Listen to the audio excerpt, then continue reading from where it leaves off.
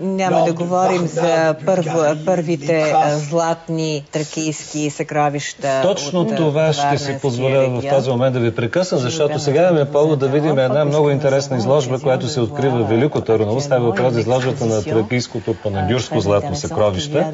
И след това ще продължим коментара си от студиото с вас.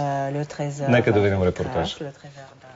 Луксозният трапезен сервис е изработен в Мала Азия в началото на 3 век преди Христа. Съкровището е открито случайно от братя Дейкови през 1949 година. Трима братя, когато копаят, съвсем случайно копаят пръст за глина, за керамиди да изработват близо до град Панагюрище. Те успяват да го намерят, дори в първи момент така доста небрежно се отнесли към него. Уникалните златни съдове са изработени от 23 каратово злато, а теглото им е над 6 кг.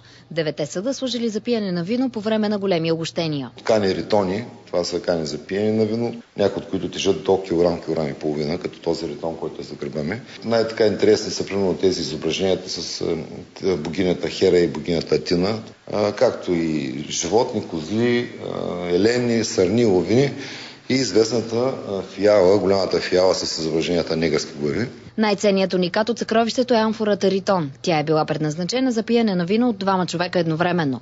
Организаторите разказват, че това съкровище впечатлява хората с изящната си изработка. За тракийското изкуство няма какво да говорим. То може да бъде наше лице пред целия свят.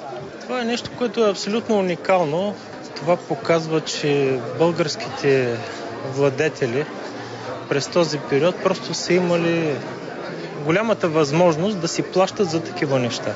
Това са много ценни предмети и трябва да ви кажа, че много малко музеи по света, включително в Италия и Гърция, имат подобни неща.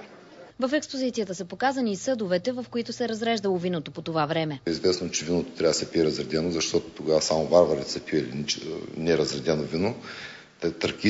Тракийците са имитирали гърците, затова и те са започвали от време на време да разрежат виното си. Защото трябва да се пие дълго време виното, защото така разредено, за да не се опиват хората, да могат да участват в дългите симпозиуми, които са правили тогава. Изложбата е подредена в реставрирания хан Хаджи Николи, строен от майстор Колю Фичето. Той се намира на прочутата Самоводска чаршия и събира погледите на туристи от цял свят. Жителите и гостите на старата столица ще имат възможността да разгледат уникалното съкровище до месец октомври. Сега към българското археологическо присъствие в студиото. Да, точно така, госпожа Красина Панайотова. Чухме тук думи за